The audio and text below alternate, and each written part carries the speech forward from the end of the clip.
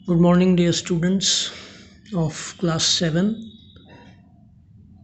उम्मीद है आपका टेस्ट बहुत अच्छा हुआ होगा और अगले टेस्ट के लिए सिलेबस आपको एक आध दिन में बता दूंगा, वो भी मंडे को होगा। और आज जो है कॉन्ग्रुएंट ट्राइंगल्स के एक्सरसाइज 7.2 के क्वेश्चंस मैं आपको कराने वाला हूँ। उससे पहले मैं आपको थोड़ा कॉन्ग्रुएंस के बारे में याद दिला दूँ कि मैंने बताया था कि दो ट्राइंगल कॉन्ग्रुएंट किस किस परिस्थिति में होते हैं, किस किस कंडीशन में होते हैं, एक बात। और दूसरा, अगर ट्राइंगल कॉन्ग्रुएंट हो तो क्या होता है। तो मैंने ये बताया था कि अगर दो ट्राइंगल ऐसे हों कि उनकी एक एक साइड इक्वल हो, ये पिछली बार के लेसन का मैं दोबारा आपको पिक्चर दिखा रहा हूँ कि अगर एक एक साइड से इनकी इक्वल हो, दूसरी साइड के इक्वल हो, तीसरी साइड के इक्वल हो, यानी कि 3 sides of one triangle are equal to corresponding 3 sides of the other, तो ट्राइंगल कॉन्ग्रुएंट होते हैं और इसको SSS क्राइटेरियन कहते हैं। ठीक है। उसके बाद मैंने बताया था दूसरा, अगर दो ट्राइंगल ऐसे हों कि उनके दो साइड इक्वल हों, ये 2 साइड इक्वल हैं इन 2 साइड के, और उनके बीच वाला एंगल बीच वाले एंगल के इक्वल हो, तो भी ट्राइंगल कॉन्ग्रुएंट होता है और इसको SAS रूल कहते हैं। इसी तरह से अगर दो एंगल और इंक्लूडेड साइड इक्वल हों तो ASA क्राइटेरियन से कॉन्ग्रुएंट होते हैं। और एक RHS रूल होता है जो मैंने आपको बताया था कि दो ट्राइंगल अगर ऐसे हों कि उनका एक एक राइट एंगल के इक्वल हो, एक साइड के इक्वल हो, हाइपोटेन्यूज के इक्वल हो, तो RHS रूल से कॉन्ग्रुएंट माने जाते हैं। तो आप इस पिछले वीडियो को दोबारा आप देख सकते हैं, फिर समझिएगा। और आज इस आइडिया पर बेस्ड क्वेश्चंस करा रहा हूँ मैं 7.2 में। मैंने क्वेश्चन नंबर 3 यहाँ पे नोट किया हुआ है, आप अपनी बुक में भी देखिएगा कि इस फिगर में ये दो ट्राइंगल कॉन्ग्रुएंट हैं तो किन कारणों से हैं। आपको उनके स्टेप्स तो क्वेश्चन ने ही लिख कर दे दिए, तुमने रीजन बताने हैं। अब जैसे इसमें कहा गया है PM इक्वल टू MQ, और PM साइड पर वैसा ही निशान लगा है जैसा MQ साइड पे निशान लगा है। PM और MQ दोनों पर एक जैसा निशान लगाने का मतलब है कि क्वेश्चन आपको बता रहा है कि PM और MQ की लेंथ इक्वल है, ये दोनों इक्वल साइड है। ये गिवन इन्फॉर्मेशन है, क्वेश्चन के द्वारा गिवन इन्फॉर्मेशन। तो हम इसका रीजन लिखेंगे गिवन मतलब what given, information given. What information? That side PM is equal to side MQ in length. उसी तरह से एंगल PMA पर भी निशान वही लगा है जो AMQ एंगल पे लगा है। डबलिंग, एक लाइन, पेयर ऑफ लाइन्स लगा है ना, ऐसे कर्व्ड लाइन, एक जैसा निशान दोनों पे लगा है। मतलब आपको ये इन्फॉर्मेशन दी जा रही है कि ये दो एंगल आपस में इक्वल हैं, इसलिए एक जैसे निशान है।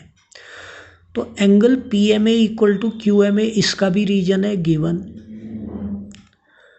फिर तीसरा AM इक्वल टू AM लिखा है, AM इक्वल टू AM मतलब ये हुआ AM side of triangle PMA equal to AM side of triangle QMA। तो इसका इक्वल होने का कारण है ये कॉमन साइड है। कॉमन मतलब दोनों की है। MA जो साइड है ट्राइंगल PMA को बनाने में भी शामिल है, ट्राइंगल QMA को बनाने में भी शामिल है, इसलिए MA कॉमन साइड है। तो कॉमन होने के कारण इक्वल है, तो इसका कारण है कॉमन।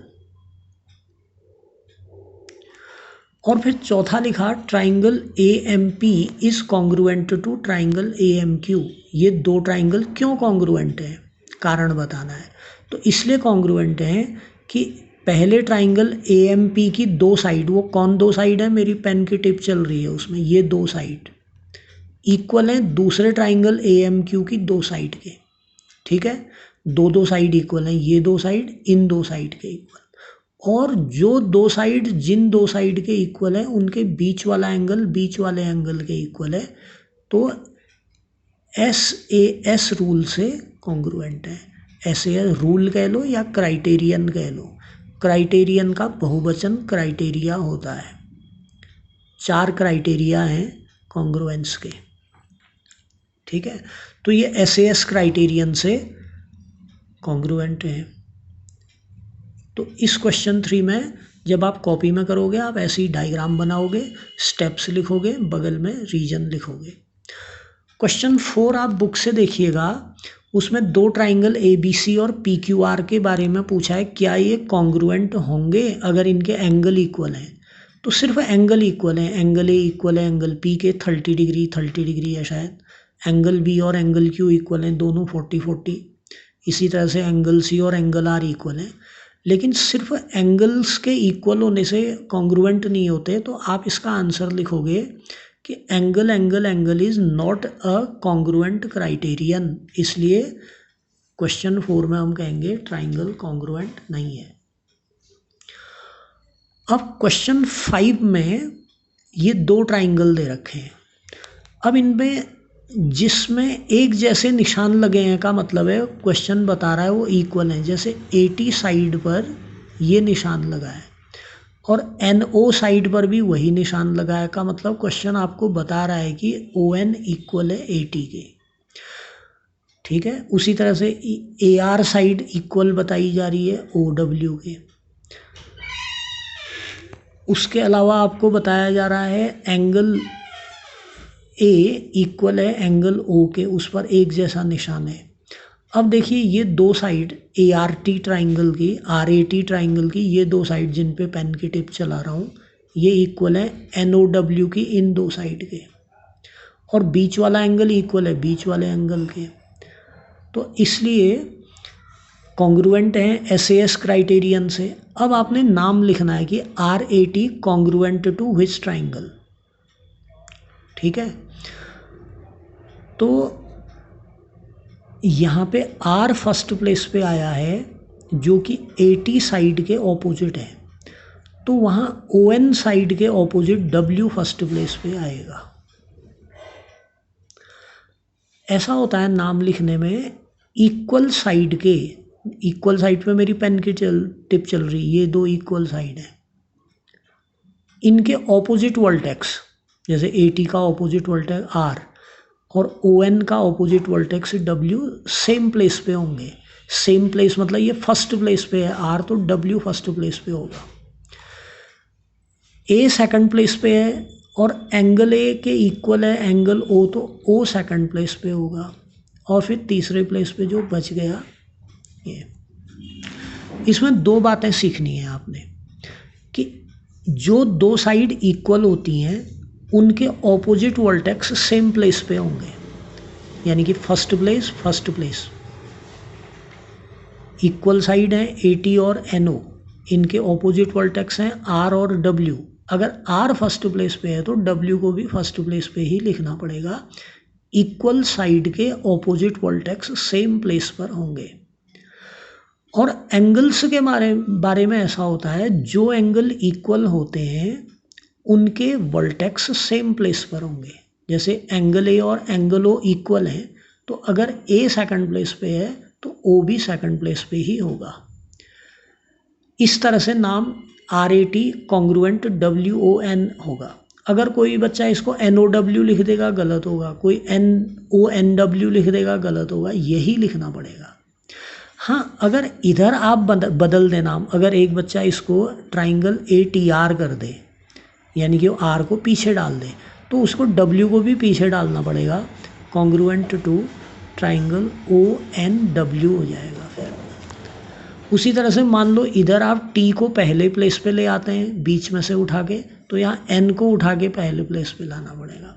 इस तरीके से कॉन्ग्रुएंस लिखा जाता है। और यही बात क्वेश्चन नंबर 6 में पूछी गई है कि क्वेश्चन 6 में ये पूछा है, अगर BCA ट्राइंगल कॉन्ग्रुएंट है किसके, जबकि इक्वल पार्ट बता रखे हैं। तो बी सी इक्वल बता रखा है बी टी के, बी ए कॉमन है, कॉमन साइड है ना, बी ए टी बनाने में भी शामिल है और बी ए सी बनाने में भी शामिल है। अब आपने नाम लिखना है B C A congruent what, ठीक। तो बी एंगल बी इक्वल है एंगल बी के, बी के ही इक्वल है, तो यहाँ बी फर्स्ट प्लेस पे आएगा, ठीक है। फिर सी आ रहा है सेकंड प्लेस पे, जो बी ए के ऑपोजिट है सी, तो वहाँ बी ए के ऑपोजिट टी है, तो टी सेकंड प्लेस पे आएगा, ठीक। और फिर उसके बाद जो बचेगा वो तीसरा वर्टेक्स बी टी के बाद कौन बचा, ए, ये नाम हो जाएगा। और क्यू आर एस वाले में आप देखिए, जैसे क्यू फर्स्ट प्लेस पे है, जो इस साइड पी टी के ऑपोजिट वर्टेक्स है, तो उधर क्यू आर पी टी की इक्वल साइड है, और क्यू आर का ऑपोजिट वर्टेक्स एस है, तो एस फर्स्ट प्लेस पे आएगा। सॉरी, क्यू आर एस है ना, क्यू आर एस ट्राइंगल तो इधर है, क्यू आर एस में क्यू है फर्स्ट प्लेस पे, और यहाँ एंगल क्यू इक्वल है टी के, ये टी आएगा। मैं ट्राइंगल इसको समझ रहा था, सॉरी।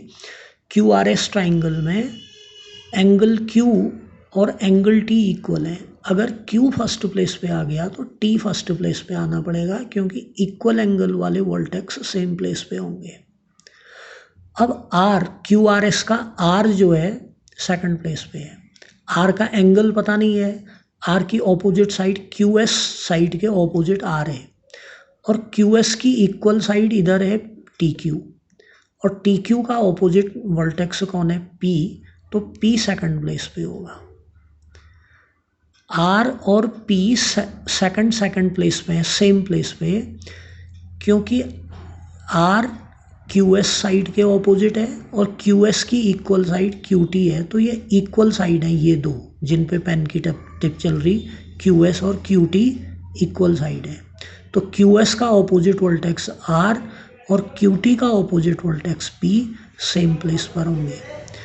और जब टी पी दो आ गए तो तीसरा फिर कौन बच गया, Q, Q T P triangle का, इसलिए क्यू होगा थर्ड प्लेस पे। यहाँ ऐसे करेक्ट नेमिंग होगी। क्वेश्चन 7 और 8 में एक एक्टिविटी करनी है, आप क्वेश्चन को पढ़िएगा और इस एक्टिविटी को खुद करके देखना है आपने, 7 और 8। और क्वेश्चन 9 आप देखिए, इसमें ये कहा गया है कि ये दो ट्राइंगल ऑलरेडी कॉन्ग्रुएंट हैं, होने हैं ये triangle, this triangles are to be congruent, मतलब ये कॉन्ग्रुएंट होने हैं। और इतनी चीज़ें इक्वल क्वेश्चन बता रहा है, एंगल बी और एंगल क्यू इक्वल हैं, उन पे एक जैसा निशान राइट एंगल का है, ये इक्वल है, क्वेश्चन ने कहा। ये एंगल इस एंगल के इक्वल है, ये भी क्वेश्चन ने कहा। तो दो एंगल इक्वल हो गए। अब कॉन्ग्रुएंट होने के लिए और किनका इक्वल होना जरूरी है, ये पूछा है। तो जब दो एंगल इक्वल हो जाते हैं तो उनकी इंक्लूडेड साइड इक्वल होनी चाहिए। तो एंगल बी और एंगल सी की इंक्लूडेड साइड बी सी है। इंक्लूडेड साइड मतलब जो साइड दोनों एंगल को बनाने में शामिल है। तो बी सी साइड इस एंगल को बनाने में भी शामिल है, B C side A B के साथ मिलके इसे बना रही है, और बी सी साइड ए सी के साथ मिलके इसे बना रही है। तो बी सी दोनों एंगल को बनाने में शामिल है, जो साइड दोनों एंगल को बनाने में शामिल है वो इंक्लूडेड साइड है। तो बी सी इसमें इंक्लूडेड साइड है इन दो एंगल की। इधर इस फिगर में इन दो एंगल्स की इंक्लूडेड साइड आर क्यू है, तो ये इंक्लूडेड साइड इक्वल होनी चाहिए। तो हम लिखेंगे B C equal to Q R होना चाहिए। और ये दो तो है ही, angle B equal to angle Q ये तो है ही, angle C equal to angle R ये भी है, ये तो क्वेश्चन ही कह रहा है। हम अपनी तरफ से कह रहे हैं कि B C equal to Q R भी होना चाहिए, तब ये ट्राइंगल कॉन्ग्रुएंट हो पाएंगे। तो क्वेश्चन है triangle A B C is congruent to P Q R, this triangles are to be congruent, ये कॉन्ग्रुएंट होने चाहिए, तो what additional parts should be equal. Additional मतलब अतिरिक्त, कौन से अतिरिक्त पार्ट इक्वल है, मतलब ये दो तो हैं ही इक्वल, उसके अलावा ये इक्वल होना चाहिए। तो आपका आंसर होगा B C equal to Q are.